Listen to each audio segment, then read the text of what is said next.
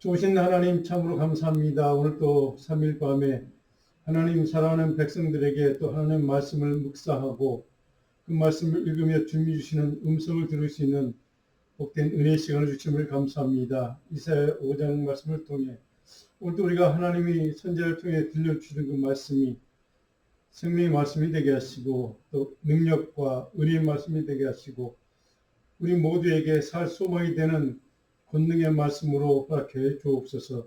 말씀을 읽고 묵상하는 우리 모두에게 하나님 이 시대에 꼭 필요한 우리의 영성을 다시 한번 하나님을 향해서 집중하게 하시고 우리의 영이 다시 한번 소생하는 능력과 힘을 얻도록 말씀을 통해 셈을 주시옵소서.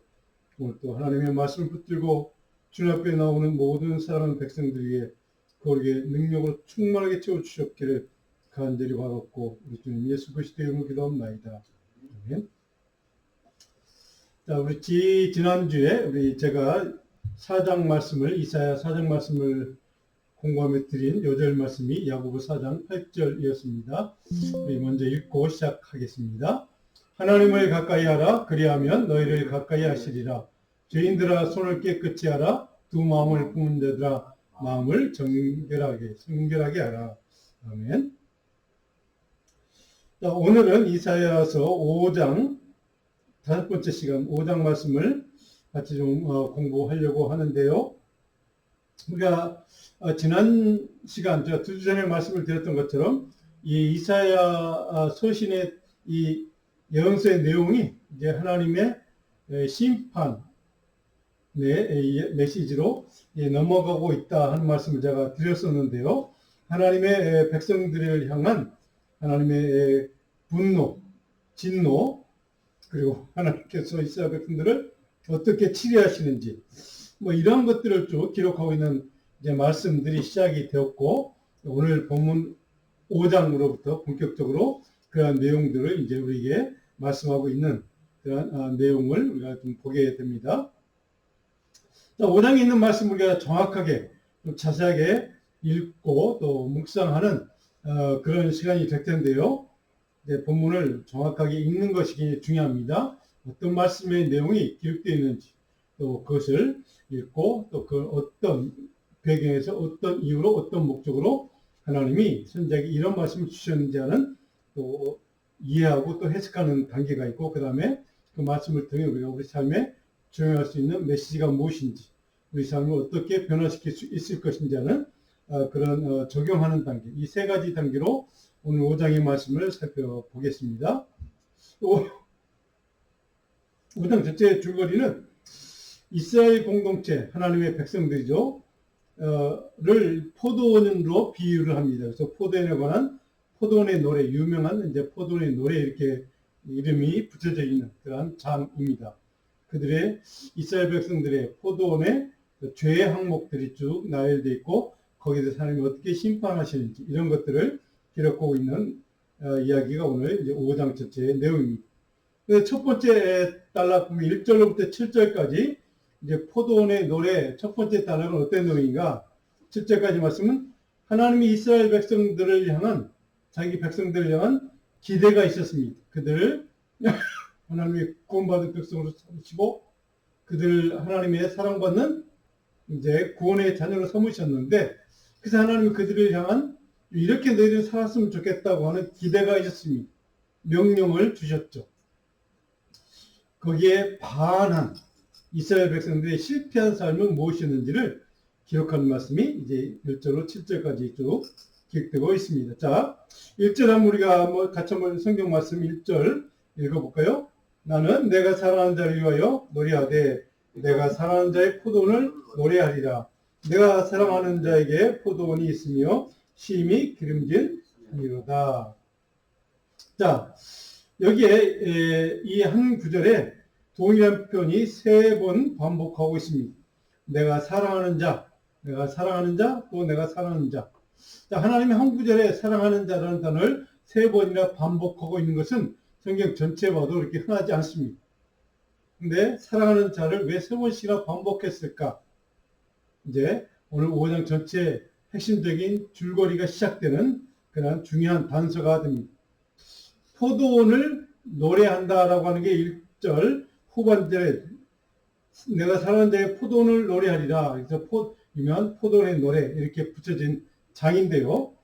자, 포도원을 하나님이 내가 사랑하는 자라고 강조를 3번씩이나 하고 있다는 거죠. 그렇죠. 이 포도원은 어떤 포도원이길래, 자, 이제 그 해답이 7절에 다시 확인될 수 있습니다. 일단 다시 한번 7절을 통해서 확인을 해 보도록 하고요.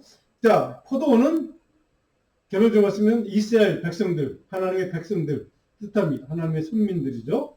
그들이 하나님의 입장에서 포도원이라고 표현을 했다는 것이죠. 하나님이 그들, 이 예루살렘과 유다 백성들을 그만큼 사랑했다는 것을 강조하기 위해서 3번씩이나 동일한 단어가 반복되고 있다 하는 것이죠. 자, 그러면 그들을 어떤 방식으로 하나님은 사랑하셨는가? 이 포도원을 어떻게 사랑하셨는가? 2절에 보면 이렇게 되어 2절 한번 같이 읽어볼까요? 땅을 파서 돌을 제하고 극상품 포도나무를 심었도다. 그 중에 망대를 세웠고 또 그 안에 술틀을 팠도다. 좋은 포도 몇 개를 팔았더니 돌 포도를 맺었도다.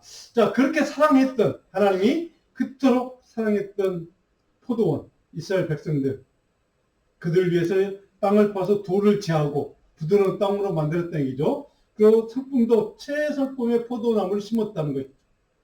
그 중에 망대를 쳐서 그들을 지키고 보호해 주셨다는 겁니다.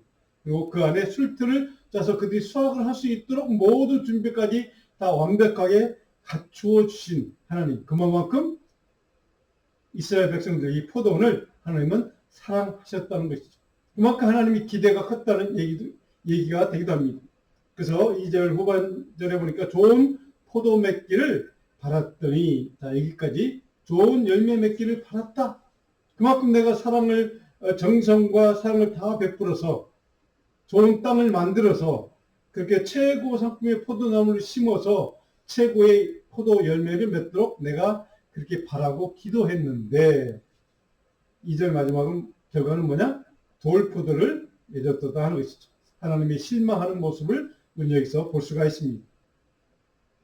그들을 위해서 창조주 하나님께서 모든 포도가 잘 자랄 수 있는 좋은 열매 맺을 수 있는 최상의 여건과 최고의 포도나무와 그리고 그것들을 어떤 사단마귀가 와서 해하지 못하도록 지키시고 보호하셨던, 그리고 열매를 맺으면 술을 짤 수 있도록 술틀까지 다 마련해 주셨는데, 그래서 내가 좋은 포도 열매 맺기를 기대했는데 너희들은 돌 포도를 맺었다라고 하는 게 하나님이 이스라엘 백성들 포도원을 향한 하나님의 그러한 판단이라는 사실을 보게 됩니다. 도대체 어떤 의미의 돌포도인가 하는 게 이제 3절 이후부터 쭉 기록하고 있습니다.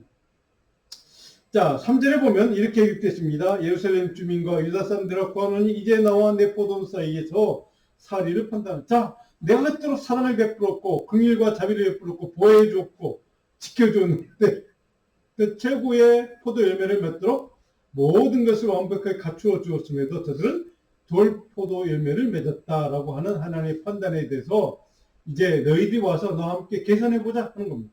판단해보자.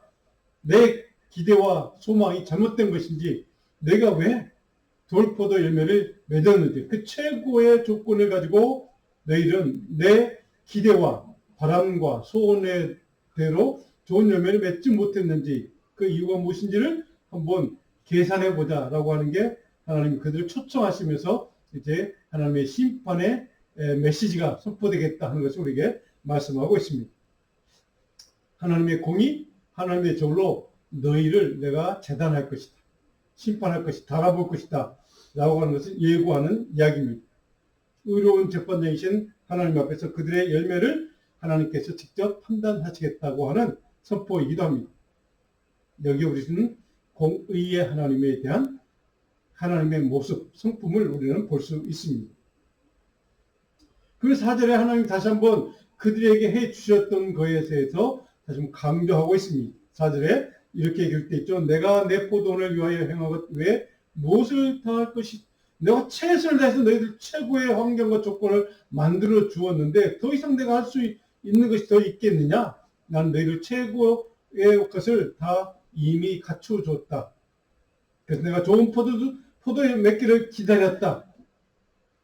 근데 너희들이 정작 열매는 돌포도 맺은 이유는 도대체 그 이유가 무엇이냐? 라고 하는 그들 책망하며 따지는 이야기입니다. 하나님의 백성들 향해서 포도를 위해서 하나님은 그토록 모든 것을 다해 지극정성을 다해 보호하셨고 긍휼과 은혜와 또한 도우심까지 모든 것을 다 베풀어 주셨습니다. 지극정성을 다해 그들을 돌보셨음에도 하나님의 백성들을 그 최고의 열매를 맺도록 기대하셨고 기다렸음에도 불구하고 그들은 그렇게 하지 못했다는 사실을 하나님이 한탄한 이야기이기도 합니다. 그래서 하나님이 심판의 메시지를 5절부터 선포하기 시작합니다. 5절에 이렇게 읽겠습니다. 이제 내가 내 포도원에 어떻게 행할지 이제 그 열매를 보고 내가 실망하고 이제 하나님께서 이제 심판하시겠다 라고 하는 것을 선포하기 시작합니다.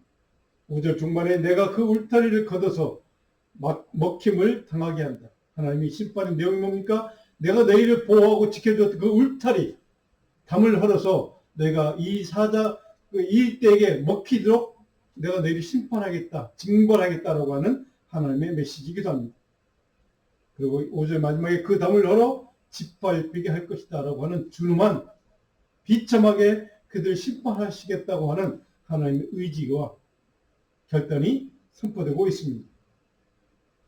하나님이 그들을 지키시기 위해서 최고의 열매를 맺도록 보호하셨던 모든 울타리와 담과 보호처가 됐을 것을 스스로 하나님이 포기하시겠다는 선언이기도 합니다. 하나님이 안전하고 평안하게 지켜주셨고 보호해 주신 그 사랑, 은혜를 하나님 스스로가 거두시겠다고 하는 포기 선언. 이제 더 이상 하나님이 자기 백성들을 보호하거나 돌보지 않겠다고 하는, 그래서 너희들은 이제 수치를 당할 것이라고 하는 비참한 그들의 미래에 대한 선언이기도 합니다. 그 6절에 보니까 한마디로 이렇게 정리합니다. 내가 그것을 황폐하게 한다. 그 심판의 결과 그 이후에 다시는 소생하지 못하도록 피폐하게 만드실 것이다 라고 하는 저주를 선포하고 있습니다. 모든 자연 조건, 환경까지도 주관하고 다스리시는 주권을 가신 창조주 하나님께서 그 주권을 자기 백성들을 지키지 않을 것이라고 하는, 더 이상 돕지 않을 것이라고 하는 준엄한 심판의 메시지. 그럼 도대체 오늘 이 메시지가 왜 선포되어야만 했는가? 왜 이렇게 하나님은 그들을 향해서 자기 사랑했던, 그토록 사랑했던 백성들을 향해서 이렇게 평가하고 판단하고 심판하셔야만 했는가? 도대체 그 포도는 하나님과 어떤 관계이길래 하나님이 이렇게 분노하셨는가? 7절에 보니까 그 답이 나와 있습니다. 무릇 만군의 여호와의 포도는 이스라엘 족속이요. 그 포도원이 이스라엘 백성들, 내 사랑하는 자녀들이었다는 것을 여기에서 비로소 하나님이 알려주고 있습니다. 그들에게 정의를 바라셨더니 도리어 포악이요. 그들에게 공의를 바라셨더니 도리어 부르짖음이었다. 하나님이 그 포도를 향해서 이렇게 살라고 명령하셨던 그 내용이 무엇이냐? 공의와 정의였다는 겁니다. 하나님 이스라엘 백성들 그 포도를 향해서 그토록 지극정성 사랑을 베풀었고 그 일을 베풀었던 이유 한 가지, 그리고 그들에게 당부했던 부탁했던 한 가지, 너희는 공의롭고 정의로운 세상을 만들라는 뜻입니다. 그런데 너희들은 그렇게 하지 못했다. 그런 열매를 맺지 못했다라고 하는 게 하나님의 평가고 판단이고, 그래서 그들은 결국 심판을 당할 수밖에 없게 되었다는 겁니다.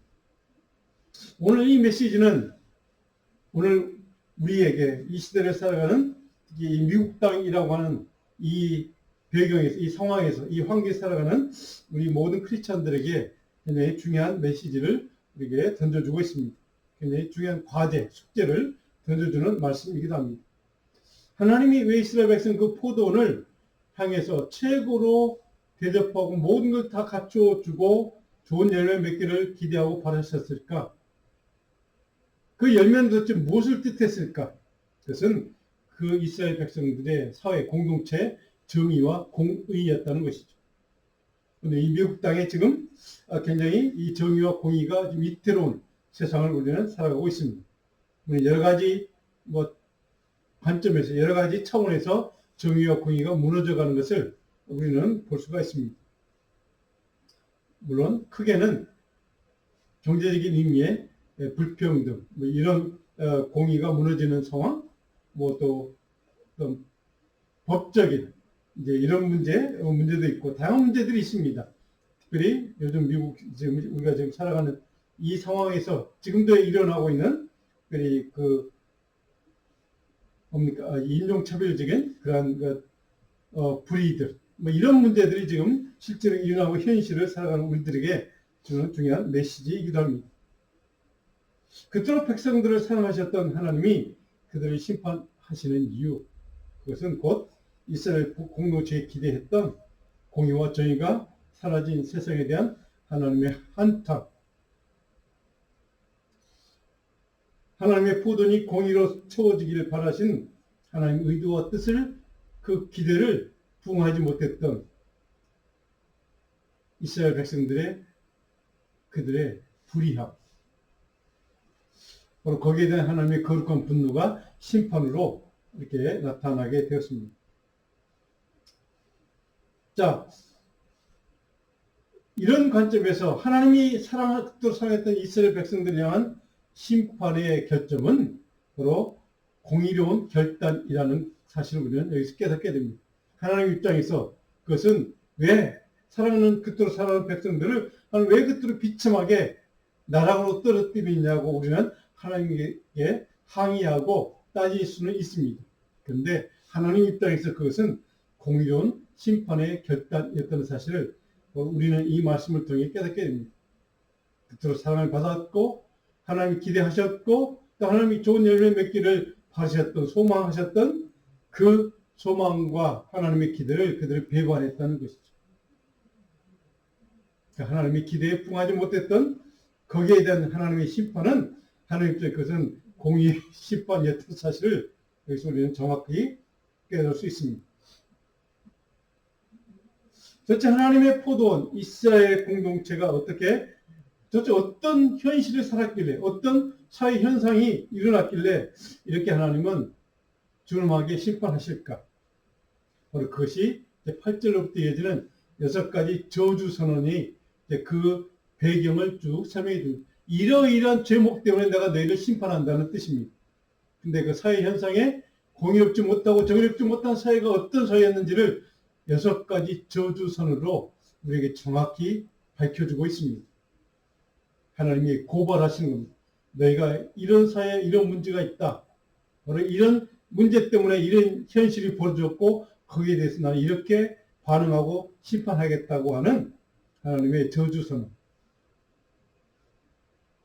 근데 중요한 것은 마지막에 오늘 본문의 마지막에 나오지만 그 모든 저주선언의 근본적인 이유는 그렇게 그들이 불의하고 공의롭지 못한 사회를 만들었던 그 모든 배경에는 그들의 영적인 문제였음을 우리에게 깨닫게 하십니다. 하나님의 말씀과 명령에 대한 이스라엘 지도자, 영적인 지도자, 정치 지도자 모든 사회 리더들이 백성들이 순종하지 못했던 그것 때문에 하나님이 저주를 선포하시는 이야기입니다. 그래서 오늘 본문의 이야기 8절로부터 보면 우리가 잘 아는 화 있을진저라고 그런 한마디 여러분 잘 아시죠? 마태복음 23장에 예수님이 직접 그 이스라엘 백성들의 리더들, 율법주의자들, 종교인 지도자들을 향해 선포했던 바리새인과 그런 그 사두개인들 이런 종교 지도자들의 그 죄를 고발할 때 하나님 주님이 사용하셨던 화 있을진저라고 하는 것을 우리 여기서 같은 것을 이 이사야 5장을 통해서 보게 됩니다. 저주 선언입니다. 자, 8절부터 23절까지 바로 그 내용이 쭉 기록되어 있는데 첫 번째 저주 선언 제가 2가지만 좀 자세하게 살펴보고 나머지 4가지는 여러분들이 설교 묵상 노트에 다 기록되어 있습니다. 설명되어 있습니다. 자, 첫 번째 어떤 저주 선언이 기록되어 있나 8절부터 10절까지 내용입니다. 자, 첫 번째 저주 선언은 토지를 독점하는 자들, 탐욕에 물들어서 모든 땅을 우리 한국으로 얘기하면 부동산 투기하는 사람들, 땅을 그냥 더 많은 땅을 차지하기 위해서 탐욕을 부리는 사람들을 향한 저주 선언이 8절부터 10절까지 그 관련된 내용이 쭉 기록되어 있습니다. 자, 8절에 보면 이렇게 기록되어 있습니다. 같이 한번 읽어볼까요? 8절. 가옥에 가옥을 이으며 전투에 전투를 다하여 빈틈이 없도록 하고 이 땅 가운데에서 홀로 거주하려는 자들은 다 있을진저. 자, 가옥에 가옥을, 그러니까 집을 계속 그냥 이어서 계속 산다는 겁니다. 남들이 못 들어오도록. 그래서 전투를 다하여 빈틈이 없도록, 그러니까 전투에 전투, 그 땅을 계속 이어서 서서 남이 그 땅을 차지하지 못하도록 자기가 다 차지하겠다는 욕심을 부린다는 것이죠. 근데 그 사람들의 근본, 그 탐욕의 근본 원인이 무엇인가? 8절 보니까 이 땅 가운데서 홀로 거주하려 하는 자. 자기만 잘 살겠다고 하는 사람들. 자기만 모든 것을 차지하겠다고 하는 탐욕과 욕망에 불타있는 사로잡힌 사람들. 그들을 향한 저주의 선언입니다. 그들은 화 있을진저. 공덕주의 삶의 현실 문제 가운데 바로 첫 번째 문제가 무엇인가? 이 이유 때문에 하나님 그들을 심판하신다는 그 이유. 그것은 부자들이 땅을 독점하려고 하는 그 죄. 다른 말로 하면 우리말로 하면 부익부 빈익빈 현상에 대한 그 문제를 지금 지적하는 겁니다. 경제적인 계급화. 바로 이 문제가 바로 심각한 문제였다면서 우리는 보게 됩니다. 그 문제의 결과가 뭡니까? 이스라엘 공동체가 붕괴되는 겁니다. 사회가 불균형이 되고 바로 잘 사는 사람들만 잘 살게 되고 못 사는 사람들 계속 못 살게 되는, 그래서 그들의 삶의 현실은 미쳐가게 되는 그런 현실의 문제가 있었음을 우리는 보게 됩니다. 우리는 지금 이 시대에도 이런 현상을 볼 수 있습니다. 그러니까 공산주의 사회, 북한 같은 공산주의 사회에서 이런 문제를 우리는 볼 수 있습니다. 물론 자본주의 사회에서도 이런 문제는 얼마든지 일어납니다. 거기에 대해서 그 문제와 현실에 대해서 하나님의 반응과 심판은 뭡니까? 경제적인 심판을 예고합니다. 그들을 완전히 철저하게 무너뜨리는 하나님의 심판의 선언이 있습니다. 자, 두 번째로 어떤 문제가 있는가? 크게 11절, 17절까지 길게 기록하고 있는 그들의 현실의 문제가 무엇인가? 굉장히 중요하게 다루고 있습니다. 쾌락, 향락, 타락한 공동체, 지도자에 대한, 그 백성들에 대한 저주 선언입니다. 11절부터 17절까지 자세하게 그들의 문제가 무엇인지를 현상에 대해서 기록하고 있습니다. 11절을 한번 같이 읽어보면 이렇게 됐습니다. 11절입니다. 아침에 일찍이 일어나 독주를 마시며 밤에 깊도록 포도주에 취하는 자들은 화 있을진저. 향락에 빠진 사람들, 술에 빠져있는 사회라는 뜻입니다. 쾌락에 빠져있는 사람들. 그 문제가 심각한 당시 사회 이슈였다는 것이죠.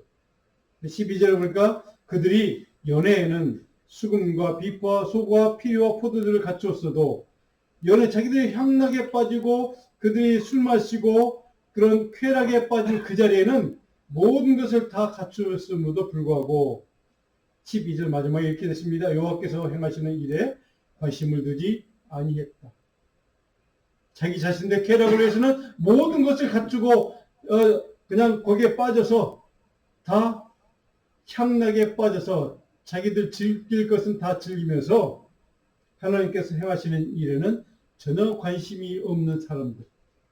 하나님의 일에 대해서는, 하나님 말씀에 대해서는, 하나님 명령에 대해서는 전혀 관심 없이 그것을 행하려고 하는 의지도 없는, 관심도 없는 그 사람들, 그들의 죄를 지금 지적하고 있습니다. 16절에 하나님이 어떻게 그들을 대하시는가, 어떻게 심판하시는가. 16절은 이렇게 기록합니다. 오직 만군의 여호와는 정의로우심으로 높임을 받으시며 거룩하신 하나님은 공의로우심으로 거룩하다 일컬음을 받습니다. 거룩하신 하나님, 정의로우신 하나님, 그 하나님의 기대를 저버렸다는 것이죠. 자기들의 개인 쾌락과 향락은 모든 것을 다 동원해서 즐기면서도 하나님이 기대하시고 원하시고 명령하신 그 공의와 정의는 그들 전혀 관심이 없는 그 지도자들, 그 백성들 향한 지적, 그것 때문에 너희를 저주한다라고 하는 하나님의 심판의 선언이기도 합니다. 저는 이 구절, 이 단락을 읽으면서 우리가 잘 아는 우리 한국 고전 소설 있죠? 춘향전. 춘향전이 그 주인공, 남자 주인공 이몽룡, 암행어사 이몽룡, 그 사람이 이제 과거에 급제하고 암의 의사로 파송받아서 그 변사또 그 생일잔치에서 썼던 시, 그 유명한 시죠. 금준미주 천인열, 뭐 옥관가요 만성고, 청로락시 밀류락, 마지막 구절이 가성고초 원성고, 노랫소리 높은 곳에 원망소리 높도다라고 하는 시 구절입니다. 오늘 이사야 5장이 기록하고 이 11절, 17절까지 기록하고 있는 이 말씀이 바로 그 상황을 그대로 묘사하고 있는 말씀이기도 합니다. 그런 문제의 현실을 바라보고 그 결과는 그 백성들은 어떤 현실을 경험하는가? 바로 영적인 무지 상태가 됩니다. 하나님의 일에는 모두가 관심이 없는 영적인 하나님에 대한 무관심 상태, 하나님에 대한 불신앙의 상태, 하나님의 말씀에 대한 불순종의 상태로 빠지고 말았다는 것이죠. 거기에 대해서 하나님은 어떻게 심판하시는가? 결국 그들이 포로가 될 것이다. 그들이 멸망당할 것이다. 라고 심판을, 저주를 선언하는 겁니다. 자, 이렇게 우리가 본 말씀을 쭉 이제 읽어보시면, 여러분들이 설교노트를 첨부하셔서 읽어보시면, 그들의 죄를 자랑하는 백성들을 향한 저주 선언이 18절로 19절까지 기록되십니다. 그 다음에 네 번째로는 사회의 가치가 전도된, 옳은 것이 그런 것이 되고 그런 것이 옳은 것으로 변질되는 가치 전도사에 대한 하나님의 저주 심판이 20절에 선포되어 있습니다. 그리고 여러분들 쭉 보시면 교만한 지혜에 대한 저주 선언이 21절에 선포되고 있습니다. 그리고 불의하고 부패한 재판, 사법부에 대한, 타락한 사법부에 대한 저주가 22절로 23절로 제 끝이 이렇게 맺고 있습니다. 6가지 저주가 이렇게 끝맺음을 하고 있습니다. 여러분 이 설교노트를 첨부하시면서 성경 본문 말씀을 다시 한번 읽어보기를 권합니다. 꼭 읽어보십시오. 이 말씀을 읽으면서 여러분들의 마음속에 이런 현실과 사회가 오늘 이 시대, 우리가 살아가는 이 시대는 다른가? 나는 다른 가치를 가지고 살아가는가? 하나님의 말씀, 하나님의 것에 대해서 정말로 관심을 기울이고 순종하려고 노력하며 살아가는가? 당시 이스라엘 백성들과 나는 다른 삶을 살고 있는가? 이 시대와 그 시대는 다른 것이 있는가? 하는 것을 좀 깊이 묵상해 보기를 간절히 소원합니다. 창세기 26장 1절 5절을 보면 이삭에 대한 이야기가 기록되어 있습니다. 하나님의 명령과 약속과 축복의 메시지가 쭉 기록되어 있습니다. 그런데 이삭이 그렇게 마지막에 축복을 받게 된 이유는 그 근본 원인이 어디에 있다고 선포하는가? 바로 창세기 26장 1절 5절까지 보면 5절에 그 답이 기록되어 있습니다. 창세기 26장 5절을 보면 이런 말씀이 있습니다. 우리 같이 한번 쭉 읽어볼까요? 그냥 쭉 읽겠습니다. 5절만 읽겠습니다. 5절만. 이는 아브라함이 내 말을 순종하고 내 명령과 내 계명과 내 율례와 내 법도를 지켰습니다. 4절 보시면 내 자손으로 말미암아 천하 만민이 복을 받으리라. 그 원인이 어디에 있나? 아브라함이 하나님의 명령에 순종했기 때문이다. 라고 하나님의 명령에 순종하는 사람에 대한 하나님의 반응과 그런 하나님이 주시는 복이 무엇인가를 정확하게 기록하고 있습니다. 근데 이스라엘 백성들, 지금 이사야가 5장에 기록된 이스라엘 백성들의 문제는, 근본 문제는 영적인 문제라는 것을 우리에게 가르쳐 줍니다. 그들은 하나님의 명령, 말씀에 대해서 순종하지 않았다는 겁니다. 이것이 그들을 심판할 수밖에 없었던, 하나님, 그토록 사랑했지만 그들을 심판할 수밖에 없었던 하나님의 그 마음을 우리는 깨닫게 됩니다. 결론적으로 24절부터 30절까지 결론을 쭉 마무리하고 있습니다. 임박한 심판에 대한 예고가 쭉 설명되어 있습니다. 하나님의 진노의 원인이 무엇이고 이유가 무엇인지, 그리고 그들에 대해서 하나님이 어떻게 심판하실 것인지 24절을 보면 이렇게 기록되어 있습니다. 이로 말미암아 그들이 망부의와 율법을 버렸다. 하나님의 말씀을 버렸다. 영적인 문제 때문에 그들이 타락하게 됐고 하나님에 대해서는 관심이 없었고 하나님의 말씀을 순종하려고 하는 의지도 없었고 관심도 없었고 그것 때문에 그들은 율법을 버리는 자들이 되었다. 영적으로 타락하게 되었다. 이스라엘의 거룩하신 이의 말씀을 멸시하기까지 했다. 라는 게 24절의 하나님의 평가입니다. 장성대 여러분, 불순종의 죄, 자기 포도원 백성들, 자기 사랑하는 이스라엘 백성들 공동체였지만 그들이 하나님의 명령과 말씀에 대한 불순종했을 때 하나님 이렇게 6가지 저주를 통해 심판하시겠다고 하는 바로 그 심판의 메시지, 그들의 공동체가 파괴되고 멸망될 것이라고 하는 심판의 메시지가 선포될 수밖에 없었던 근본 이유, 원인은 바로 하나님의 말씀을 멸시했다. 그들의 영적인 무지, 불순종, 불신앙. 오늘 이 시대에 우리에게 주는 주님의 메시지이기도 합니다. 이 시대에 그런 일이 반드시 일어날 것이라고 하는 예언의 말씀이기도 합니다. 하나님의 말씀에 대한 무시, 불순종, 그 결론은 무엇인가? 하나님의 심판이 있을 것이라고 하는 정말 주님의 깜딱군 신령으로 주시는 메시지입니다. 그래서 25절에 보니까 이렇게 기록되십니다. 그러므로 여호와께서 자기 백성에게 노를 하시고 하나님의 거룩한 진노를 이렇게 표현하고 있습니다. 근본적인 영적인 타락의 결과 하나님의 진노를 사게 되었고 그 결과 하나님의 심판을 받게 되었다. 이스라엘 공동체가 무너지고 멸망당하게 되었다. 29절에 더 무서운 말씀이 있습니다. 29절 보니까 그들이 부르짖으며 먹이를 움켜 가져가 버려도 건질 자가 없으리로다. 비참하게 멸망당하고 그들이 아무리 하나님께 도와달라고 울부짖어도 누가 하나 나서 도와줄 자가 없게 될 것이다. 바로 이 말씀에, 오늘 이 5장의 말씀에 대한 바로 이 말씀을 우리 좀 준엄하게 좀 깊이 묵상하면 좋겠습니다. 우리 그 다음 스크린을 보시면 제가 몇 가지 적어놓겠습니다. 설명이 다 있습니다. 자, 오늘 전체에 대한 우리 해석의 요점, 여러분들이 여기에 관심 갖고 본문 5장을 좀 읽어주시기를 바란다는 마음에서 이 말씀을 제가 적어놨습니다. 다시 한번 읽어볼까요? 하나님의 심판의 형태는 무엇이냐? 불처럼 삼키는 심판, 불심판이라고 하죠. 말씀과 율법을 멸시한 결과가 하나님의 심판을 초래하게 됐다는 것이죠. 그리고 어둠과 절망과 그 이미지로 마무리를 하고 있는 것을 보면 하나님의 말씀에 대한 무시와 무지와 불순종은 어떤 결과를 나타내는 걸 정확하게 우리에게 깨닫게 하는 말씀이 기록되어 있습니다. 왜요? 하나님이 어떤 하나님이기 때문에 거룩하신 하나님 역사의 주관자요 통치자이기 때문에 그렇게 하신다는 것이죠. 그 다음에 하나님이 이방 민족을 심판의 도구로 사용하신다는 것을 우리 앞으로 이제 계속 살펴보게 될 것입니다.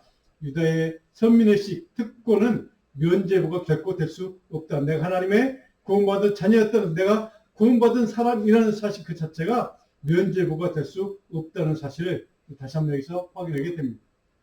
언약은, 축복의 언약은 책임을 수반하는, 말씀을 순종해야 될 책임이 우리에 있다는 사실을 하나님은 강조하고 있다는 것이죠. 자, 우리 어떻게 우리 삶에 적용할 수 있는가? 볼까요? 하나님의 말씀에 대한 멸시와 거절과 불순종의 죄는 결국 공동체 신앙과 질서가 파괴된다는 사실을 여기서 정확히 깨닫게 됩니다.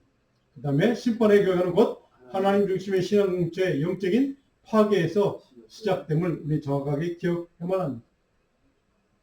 자, 우리 묵상할 말씀, 제가 열왕기상 11장 38절을 제가 이렇게 기억했는데 같이 한번 읽어볼까요? 내가 만일 내가 명령한 모든 일에 순종하고 내 길로 행하며 내 눈에 합당한 일을 하며 내 종 다윗이 내 윤리와 명령 지키면 내가 너와 함께 있어 내가 다윗을 위하여 천국같이 너를 위하여 견고한 즙을 세우고 이스라엘을 내게 주리라.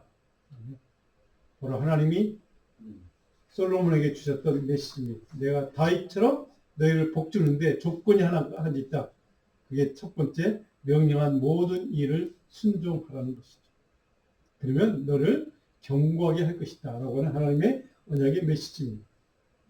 하나님의 말씀에 대한 순종이 결국 복의 근원이 된다는 사실을 우리에게 말씀하고 있습니다. 오늘 요한복음 3장 34절로 36절까지가 요절입니다. 여러분 꼭 설교노트에 기록됐는데요. 성경 말씀을 꼭 읽고 여러분들이 좀 묵상하기를 바랍니다. 마지막 묵상 과제 같이 읽어볼까요? 이런 묵상 과제를 생각하시면서 본문을 좀 읽어보시길 바랍니다. 지금 내 신앙의 삶은 하나님의 말씀을 신실하게 온전히 순종하는 삶으로 하나님의 복을 누리며 살아가고 있는가? 다시 한번 묵상해 보시기를 바랍니다. 기도하겠습니다.